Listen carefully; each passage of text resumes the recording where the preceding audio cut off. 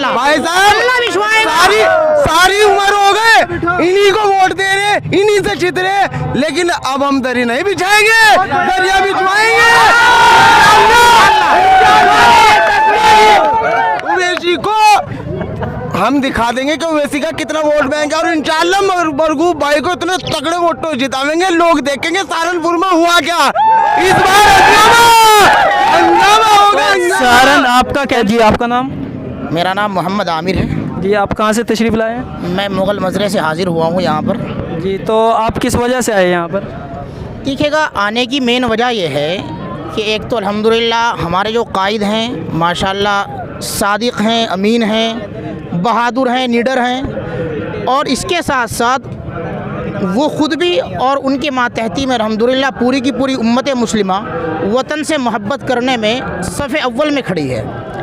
दूसरी बात, ये हर अहले इस्लाम का एक फ़र्ज़ है कि वो सच्चाई का साथ दे, और अल्हम्दुलिल्लाह हमारे जो कायद हैं आज तक जितनी मर्तबा भी उनके बयानात सुने, जहाँ जहाँ पर भी उनके कोई बयानात देखे, तो अल्हम्दुलिल्लाह सच्चाई का वो जिक्र करते हैं। और इसीलिए आज आप यहाँ पर जो है कि भारी तादाद में मजमा देख रहे हैं, ये उसी की बुनियाद पर उनकी मोहब्बत में सभी लोग हाजिर हुए हैं। तो जिस तरीके से कल सहारनपुर के अंदर जो मोदी जी है उनकी जो रैली हुई थी, उसमें बहुत से लोगों को पैसे दे देकर बुलाया गया था। जिस तरह की एक वीडियो वायरल हुई कि उसमें रक्शे वालों को 300 रक्शे वाले 300 रुपये देकर बुलाए गए हैं, तो क्या इस तरीके से भी यहाँ पर जो आज ये भीड़ है, इस तरीके से कोई आया हुआ है? नहीं, अल्हम्दुलिल्लाह आप सभी देख सकते हैं यहाँ पर कि जो पैसे से किसी को बुलाया जाए उसके आने का अंदाज़, और जो बज़ात खुद अपनी मोहब्बत से आए उसके आने का अंदाज़, उसमें वाज़ेह फ़र्क नज़र आता है। यहाँ पर जितने भी हाजिर हुए हैं ये सब दिली मोहब्बत और अपने जज्बात के साथ हुआ आए हैं। तो जो लोग इस वक्त ये कह रहे हैं कि ओवैसी साहब वोट काटने का काम कर रहे हैं, तो उनको आप क्या मैसेज देना चाहेंगे? देखिएगा, उनको मैसेज ये देना है कि जिनका ये कहना है कि ओवैसी साहब वोट काट रहे हैं, तो पहली बात तो ये कि वोट कोई कागज़ का टुकड़ा नहीं है जिसको काटा जाए। इसके साथ साथ आज तक जो है ओवैसी साहब कभी यूपी में नहीं आए, तो क्या आज से पहले दूसरे लोग जो थे, क्या उन्होंने सिर्फ अपनी बुनियाद पर अहले इस्लाम को मुत्तहिद किया? कोई नहीं कर सका आज तक।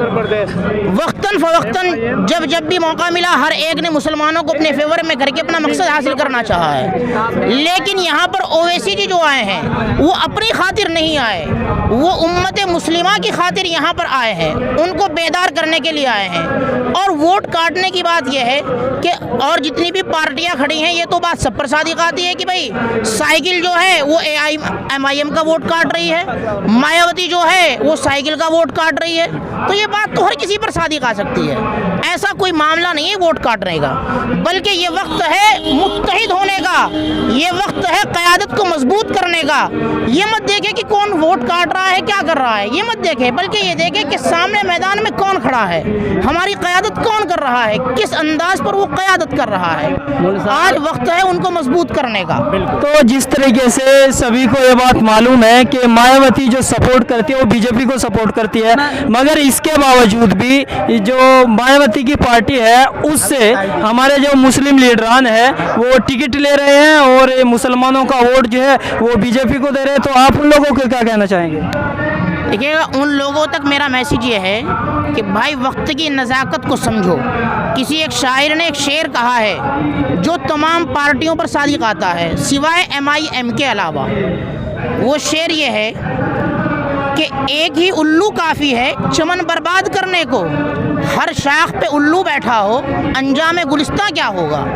तो जितनी भी दीगर पार्टियां हैं ये सब अपने इस मुल्क को निचोड़ने और इस मुल्क से अपना फ़ायदा हासिल करने के लिए मैदान में है। सिर्फ एक ओवैसी और MIM की पार्टी मैदान में इसलिए है कि वो आवाम का फ़ायदा कर सके।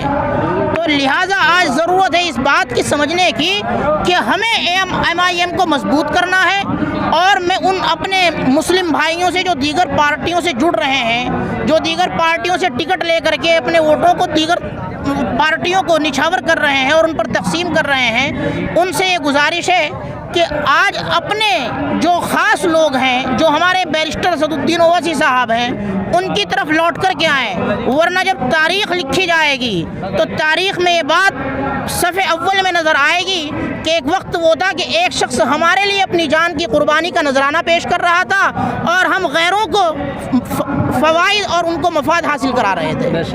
तो हजरत, जिस तरीके से इस वक्त सपा के जो एक विधायक है उनका बयान आया था कि उनके कोई जो महासभा हो रही थी या कोई उनकी मीटिंग हो रही थी, उसमें एक दाढ़ी टोपी वाले या 2-4 पहुँचे होंगे, तो उन्होंने ये कहा था कि आप अपने वहीं रहकर वर्करी करें, हमारे यहाँ दाढ़ी टोपी वाले ना आए। तो जैसा कि आप आलिम हैं तो अपने उलमा को जो दाढ़ी टोपी वाले हैं और मुसलमानों को आप इससे क्या मैसेज देना चाहेंगे? क्या सपा को वोट देना चाहिए या नहीं देना चाहिए? एक मसला नहीं है मुल साहब जो आप कह रहे हैं ना, बात यह है कि आज ज़रूरत यह है कि हम मुत्तहिद हों। हम में से कुछ ने सपा को वोट दे दिया, कुछ ने बसपा को वोट दे दिया, कुछ ने बीजेपी को सपोर्ट कर लिया, तो ये सिर्फ अपने आप को बर्बादी की राह पर लेकर के चलना है। और जैसा कि भी आपने चंद मिनट पहले कहा कि भाई दाढ़ी और टोपी वालों को क्या मैसेज देना चाहूँगा, तो उनको ये मैसेज देना है कि आज वक्त है, अपने आप को संभाल लो। आज ये चेहरे पर दाढ़ी और सर पर जो टोपी है और बहनों के चेहरों पर जो हिजाब है, ये इसीलिए है कि आज फाशिस्ट ताकतों का मुकाबला करने वाले कुछ लोग मौजूद हैं। तो इसलिए सभी भाइयों से गुजारिश है कि MIM को सपोर्ट करें ताकि ये चेहरों पर दाढ़ी, सरों पर टोपी और बहनों के चेहरों पर हिजाब बाकी रहे। वरना तो वक्त दूर नहीं कि जो आज कर्नाटक में हो रहा है वो अपने यूपी में भी होने वाला है। और अभी आपने मुझसे चंद मिनट पहले एक सवाल पूछा था कि जैसा कि कल मोदी जी आए और उनके मुताल्लिक ये खबर आ रही है कि उन्होंने जो है रिक्शे वालों को पैसे दे करके इकट्ठा किया और जमा किया, तो भाई ये काम पैसे वाले कर सकते हैं और हम गरीब लोग हैं, ये हम नहीं कर सकते। ना हम पैसे से खरीदते किसी को, ना हम किसी को रिश्वत के तौर पर खरीदते। हम तो गरीब लोग हैं, दूसरों के फ़वाइद का काम करते हैं, दूसरों के लिए अपने आप को कुर्बान करते हैं और आज तक करते आए हैं और इंशाअल्लाह उसी तर्ज पर चल रहे हैं। अल्लाह ताला हम सबको सही रास्ते पर चलने की तौफीक दे और अपनी क़यादत को समझने की, अपने कायद को समझने की तौफीक अता फरमाए। जी, आप कहाँ से आए हैं? भाई मैं मुगल मजरे का रहने वाला हूँ। आपका नाम क्या है? मोहम्मद अजमल, रहते हैं अभी मुंबई से तकरीबन 7 सालों से। मैं भी 2 दिन से आया हूँ, मैं भी यही देख रहा हूँ। हमारे जहनों के अंदर एक सवाल है, वो ये है कि अब की बार साइकिल को वोट दे दो, अब की बार हाथी को वोट दे दो, अगली बार देखेंगे इसको हम सत्ता में लाएंगे। अरे भाई, कल तक तुम अपनी हमको लिख के दे दो गारंटी आप ज़िंदा रहोगे। ये सवाल कुछ नहीं है, जो जहनों की ये खबासत है। भाई हर दौर में मीर सादिक रहे, हर दौर में मीर सादिक रहे, टीपू सुल्तान को धोखा देने वाला कोई गैर नहीं था। या इसी तरीके से मैदानों के अंदर जो शहीद हुए लोग वो वैसे नहीं हुए, उन्होंने कुर्बानियाँ दी। हम क्या सोच रहे हैं, मलाई भी खा ले और कुर्बानियाँ बिन दे? ये नहीं हो सकता। MIM ये खाली वाहिद पार्टी है जिसने हमेशा मुसलमानों के लिए काम नहीं किया। हम महाराष्ट्र में रह रहे, हमको मालूम है महाराष्ट्र का मुसलमान आज जो आरक्षण लेने में कामयाब हुआ ना, वो शिवसेना की देन नहीं है। आरक्षण जो शिवसेना ने महाराष्ट्र में आज मुसलमानों को दिया 10%, वो किसकी वजह से दिया? कांग्रेस भी थी इससे पहले वहाँ पे, और वहाँ पर भी और पार्टियाँ भी थी, किसी वजह से नहीं दिया। वो खाली मुसलमानों की वजह से, वहाँ पर MIM की वजह से आरक्षण देने पर मजबूर हुई गवर्नमेंट शिवसेना। क्या क्या मिला है वहाँ पर मुसलमानों को, ज़रा कुछ गिनवाइए। अभी जो मतलब आरक्षण का मतलब क्या है, हर चीज़ के अंदर जो भी वैकेंसी निकल ली गवर्नमेंट की तरफ से, जो भी जॉब निकलेगी उसके अंदर 10% हिस्सा मुसलमानों को मिलेगा। वो कब मिलेगा? जब अपनी ताकत होगी। हमारी ताकत है नहीं। गाँव के अंदर चर्चा ये है कि ये तो B टीम है, C टीम है।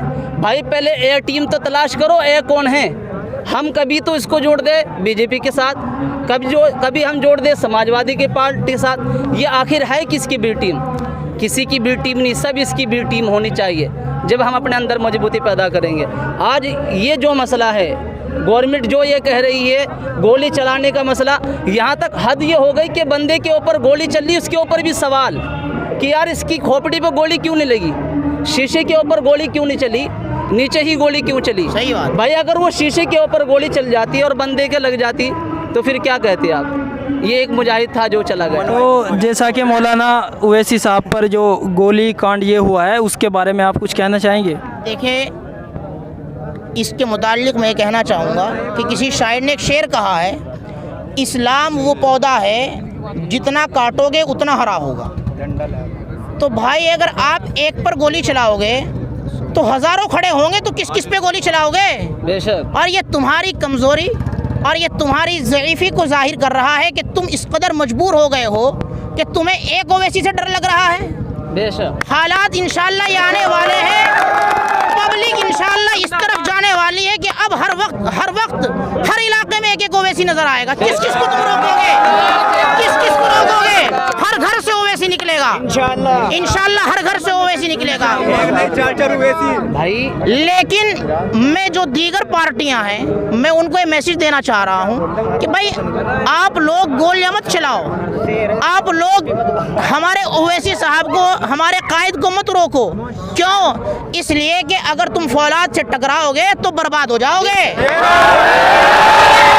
आगे की तरफ चले जाओगे। ये आज इन लोगों ने, जो बीजेपी हो या दीगर पार्टियां हो, किसी की भी तारीख आप उठा करके देख लो, किसी ने 10 साल, किसी ने 5 साल, किसी ने 20 साल अब तक इस मुल्क में हुकूमतें की हैं। आज तक किसी पब्लिक को इन्होंने दिया क्या है सही तरीके पर? एक का नाम। 7 साल हो गए बीजेपी को, 2014 से लेकर के 2021 तक, सिवाय मॉब लिंचिंग के, सिवाय जय श्री राम या सिवाय मंदिर मस्जिद के, और इसके अलावा दिया क्या है?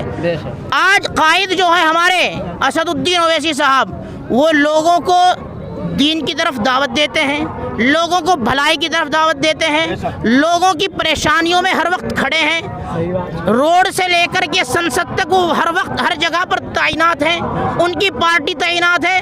तो आज इसी वजह से इन तमाम की तमाम पार्टियों को ये खौफ है कि जो बंदा अभी पब्लिक की इतनी तरफदारी कर रहा है और उनकी इतने मफाद की बात कर रहा है, तो अगर काश वो सत्ता में आ गया तो फिर वो पब्लिक को कहाँ से कहाँ पहुँचा देगा। और जो ये अपनी रोटियां सेक रहे हैं, उन अपनी रोटियों की फिक्र है कि अगर आवाम बेदार हो गई, अगर आवाम ऊपर उठ गई, हमने अब दरिया इनसे बिछवा देंगे। नहीं, हम तो खैर कोई नहीं बिछवाने वाले, अल्लाह बिछवा देगा इंशाल्लाह। भाई साहब, अल्लाह बिछवाएगा। सारी उम्र हो गए इन्हीं को वोट दे रहे, इन्हीं से जीत रहे, लेकिन अब हम दरी नहीं बिछाएंगे, दरिया बिछवाएंगे। ओवैसी को हम दिखा देंगे कि ओवैसी का कितना वोट बैंक है, और इंशाल्लाह मरगूब भाई को इतने तगड़े वोटों जितावेंगे, लोग देखेंगे सहारनपुर में हुआ क्या इस बार। हंगामा होगा। सहारन, आपका कहने का मकसद ये है कि सहारनपुर से जो MIM का खाता खुलेगा, वो जो देहात विधानसभा सीट है वो वहाँ से खाता खुलेगा, और यहाँ से जो मरगूब भाई जो सहारनपुर देहात विधानसभा से जो कैंडिडेट है वो बिल्कुल पक्का जीत रहे हैं। आपका कहने का मकसद यही है? इंशाल्लाह जीत तो हमारी हो गई, धक्का लगना था आज लग गया।